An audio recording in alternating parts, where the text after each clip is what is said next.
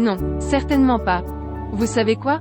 Vous commencez vraiment à me fatiguer à vouloir toujours contrôler ma vie, vous et votre fille. J'en suis sûr et certain que Aïda a des problèmes, parce que la Aïda que je connais, ne m'aurait jamais parlé comme ça. Peut-être qu'elle va enfin sortir de sa chambre, et me parler de ses problèmes.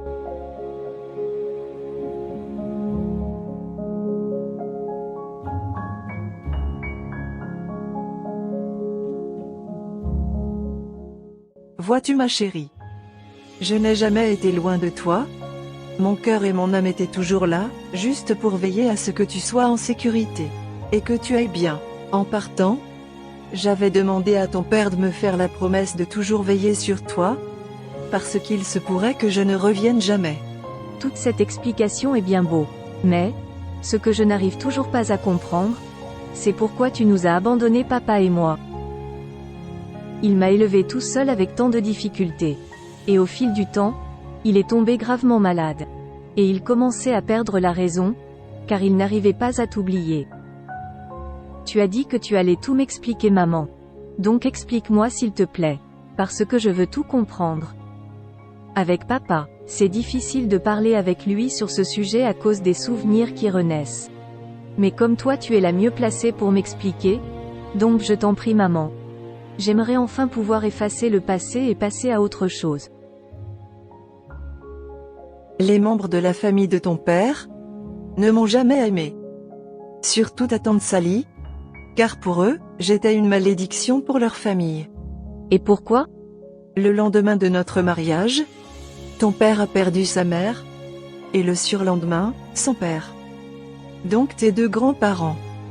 C'est alors que toute la famille s'est rebellée contre moi, disant que je portais malheur et que je devais sortir de leur vie quoi qu'il arrive.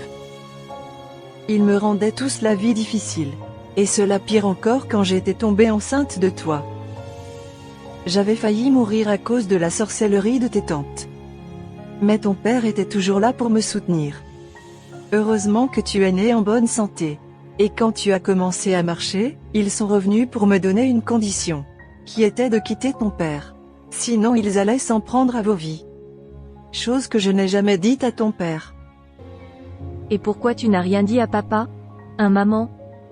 Pourtant, il aurait pu te soutenir sur n'importe quelle décision. Mais tu ne l'avais même pas informé de ton départ. Un jour, il m'a expliqué que tu t'es levé un beau matin, tu as pris toutes tes affaires et tu es parti sans explication. Il a essayé de te retenir mais tu n'as rien voulu entendre. Oui chérie. Je sais que je devais lui parler de tout. Mais, je ne voulais pas prendre le risque de vous perdre toi et ton père. Je sais aussi que c'était égoïste de ma part. Mais, je ne voulais pas prendre le risque de tout lui avouer. Et après de par ma faute, qu'il se sente obligé d'avoir de la rancœur envers sa propre famille, ou même de se séparer d'eux. Et donc, tu nous as abandonnés comme ça, et parti vivre tranquillement ta vie, laissant ta fille derrière toi. Non. Ne crois pas que j'ai vécu tranquillement pendant tout ce temps. Après mon départ, j'ai dû faire face à beaucoup de difficultés. Je n'avais pas de famille, ni personne pour m'aider. J'ai dû donc travailler très dur pour avoir de quoi subvenir à mes besoins. C'est alors que j'ai rencontré un jour Hamdi dans un restaurant où je nettoyais les assiettes sales. On est devenus amis, et je lui ai expliqué toute mon histoire. Il a eu pitié de moi et ne pouvait pas y croire. Il s'est alors proposé de m'aider en me donnant un nouveau travail qui me permettait de gagner ma vie. Des sentiments sont nés au fil du temps, et on s'est mariés, avant que l'on ne s'envole en Amérique 3 ans plus tard. Et dire que pendant tout ce temps je t'ai détesté. Juste par le simple fait que je ne comprenais pas le fond de l'histoire. Mais non chérie. Voyons. Ne t'inquiète pas. Je comprends parfaitement. Et je ne t'en veux pas du tout. Rassure-toi. Mais moi je t'en veux, de ne pas avoir été là pendant toute mon enfance. Tu ne peux même pas imaginer comment c'est difficile de grandir sans une mère à ses côtés. Et jamais je ne cesserai de te demander pardon pour cela ma fille. Désolée de ne pas avoir été là pour toi, et de ne pas avoir pu participer à ton éducation. Ne me demande pas pardon. Parce que je ne suis pas prête à le faire aussi vite. Mais je ne serai pas là non plus à me battre avec toi, juste parce que tu m'as abandonnée. Je suis une grande fille maintenant. Et si j'ai pu survivre jusqu'à présent sans toi, alors, je pourrais certainement continuer à survivre sans problème. Tu peux rentrer tranquille pour aller t'occuper de ta petite famille que tu as laissée derrière toi. Ne me dis pas ça chérie s'il te plaît. Je comprends ta frustration. Mais, tu fais aussi partie de ma famille. Tu es la prunelle de mes yeux, car c'est toi que j'ai vue en premier. Celle que j'ai tenue pour la première fois dans mes bras. Celle qui m'a fait sentir la sensation de l'amour d'une mère. Essaie de me pardonner s'il te plaît. Et je te promets qu'on va recommencer une nouvelle vie sans problème. Je te présenterai aussi à ton frère et ta sœur qui ont hâte de te rencontrer. Parce qu'ils te connaissent déjà. Car, je leur parle de toi assez souvent. Sais-tu au moins, que c'est à cause de ton abandon que je n'ai jamais voulu m'engager dans une relation? Parce qu'avant de connaître toute la vérité venant de toi, je croyais que le mariage n'était que pur fatiguement, où on n'est jamais heureux. Certes c'est difficile. Mais ce n'est pas tous les mariages. Alors oublie donc cette idée. Et donne la chance aux hommes de frapper à ta porte toi aussi. Donne-nous l'opportunité au moins ton père et moi, de voir nos petits-enfants.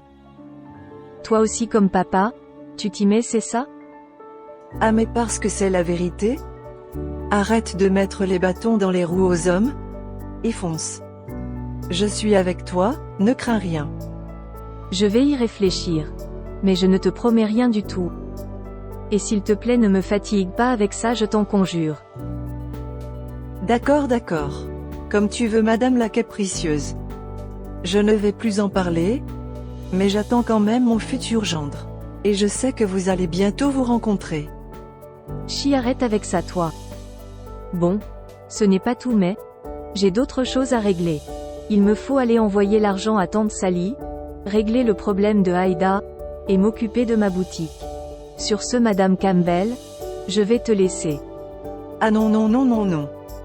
Je ne te laisserai pas partir aussi vite. On vient à peine de se revoir après tant d'années. Donc tu vas rester manger avec moi. Et ne t'inquiète pas pour ta tante Sally, j'ai déjà chargé Anina de le faire. Alors tu n'as aucun souci à te faire chérie.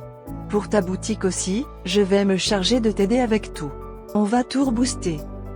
Et le terrain est à toi dorénavant. Je l'ai acheté pour toi et ton nom y est déjà. Mais pourquoi tu fais ça? Je ne t'ai rien demandé. S'il te plaît, je pourrais me débrouiller toute seule. Mais je ne te demandais pas ton avis. Sache que tu es tout ce que j'ai. Et je vais te donner tout ce qui t'appartient, même si cela ne pourra pas combler le vide qui s'est installé en toi. Mais si cela me permet de me rattraper, donc je ferai tout le nécessaire. Maintenant, allons dans la salle à manger, et parle-moi de cette Aïda dont tu dois régler son problème.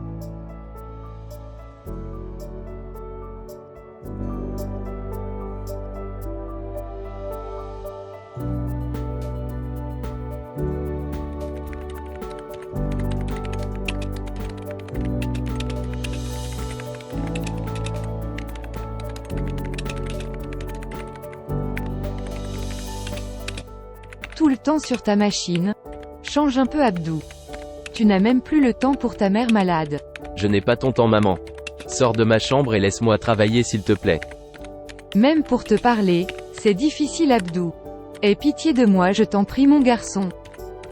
Tu as toujours de la chance que je t'appelle maman et que je reste avec toi dans cette maison après tout ce que j'ai découvert sur toi. Donc s'il te plaît, ne m'embête pas, j'ai du travail. Je l'ai uniquement fait pour protéger ma famille rien d'autre. Ne me parle pas de ta famille parce que je m'en fous. Déjà que tu m'as arraché à ma propre mère. Donc ne me parle pas de ta famille ignoble. Mais moi je t'aime mon fils. Et j'ai sacrifié toute ma vie pour toi. Tu oses me parler d'amour toi Salimata. Pathétique, vraiment pathétique. Tu empoisonnes ma mère juste pour lui voler son enfant. Et tu me dis que tu m'aimes. Non mais Salimata, franchement, bravo quoi. Maintenant, sors de ma chambre avant que je ne m'énerve encore plus. Désolé mon fils. J'étais juste venu te dire que ton oncle et sa fille m'ont rendu l'argent de la dot tout à l'heure, par le biais de leur avocat. Je m'en vais. Eux au moins, ils sont des gens bien et normaux. Pas comme toi. Femme méchante et aigrie.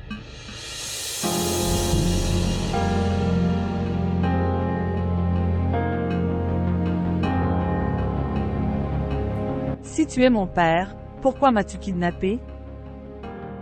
Parce que c'était le seul moyen pour moi qui me permettrait de rencontrer ma fille. Vu que ta mère m'avait menti. Je te promets que j'avais tout oublié. Tout ce qu'elle m'avait fait. J'allais tout lui pardonner. Mais, dès que je l'ai vue avec ce vieux-là, en train de s'amouracher dans ce parc, j'ai chassé toutes ces idées de ma tête, et j'ai donc voulu me venger d'elle. Monsieur, je sais que vous n'êtes pas méchant. Donc s'il vous plaît pardonnez à maman, et réconciliez-vous pour que nous puissions vivre tous ensemble. Je sais ma chérie, et je te promets que j'étais prêt à tout pour qu'on soit tous ensemble. Mais elle ne veut ni de moi ni de mon aide. À vrai dire, elle ne m'aime pas du tout. Donc nous n'allons jamais vivre ensemble. Ce qui veut dire que tu vas me garder ici pour toujours.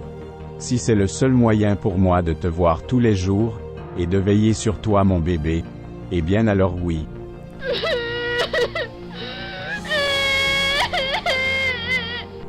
Ah mais non mon bébé.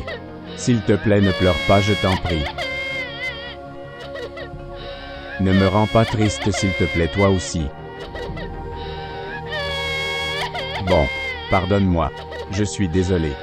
Maintenant dis-moi ce que tu veux, et je le ferai. Mais arrête de pleurer d'abord. Allez, arrête de pleurer d'accord? Promets-moi que tu vas pardonner maman. Oui mon bébé. Je te promets de faire un effort. Merci beaucoup papa. Tu es le meilleur. Et je suis sûre que maman aussi va te comprendre, et va te pardonner. Tu viens de m'appeler papa là? Et non monsieur? Oui papa.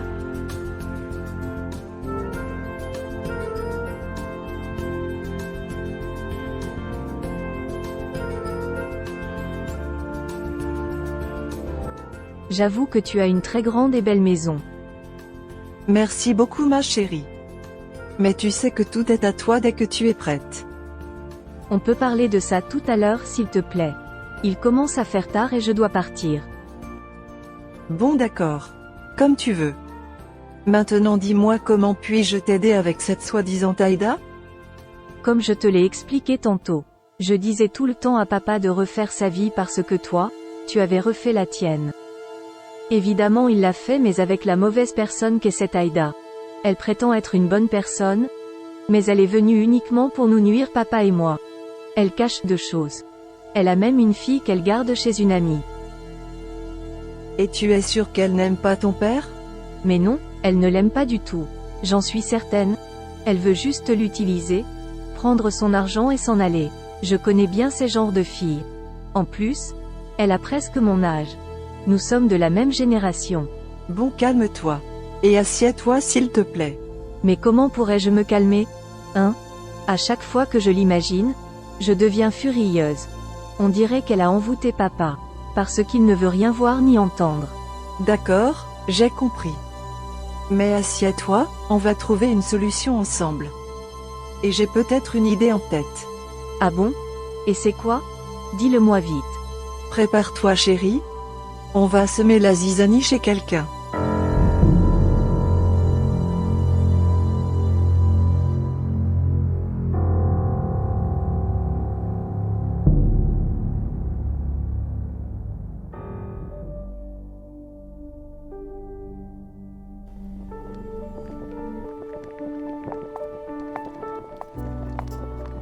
Hey, Madeleine, ça va?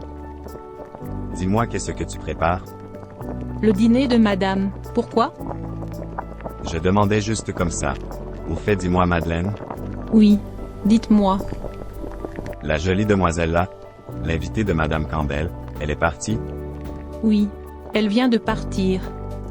Pourquoi vous la demandez? Et puis où est-ce que vous étiez depuis ce matin? On vous a attendu pour le déjeuner. Oh Madeleine, tu poses trop de questions toi. J'étais juste sorti régler quelques courses. Bon, peux-tu me faire quelque chose à manger s'il te plaît? J'ai trop faim. D'accord, je vous l'apporte tout à l'heure. D'accord, merci. Je vais me rafraîchir et me changer.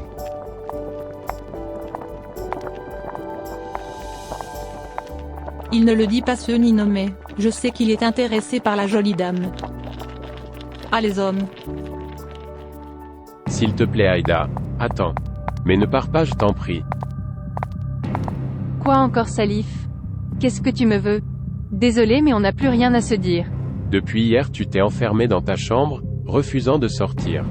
Et maintenant tu sors pour me dire au revoir? Oui. Je m'en vais d'ici. Je sors de vos vies définitivement.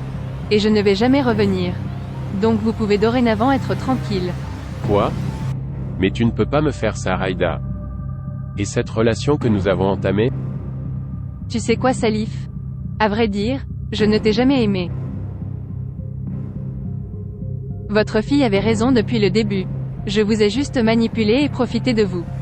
Non. Tu ne peux pas me faire ça, Aïda. Tu blagues, j'espère. Adieu, Salif.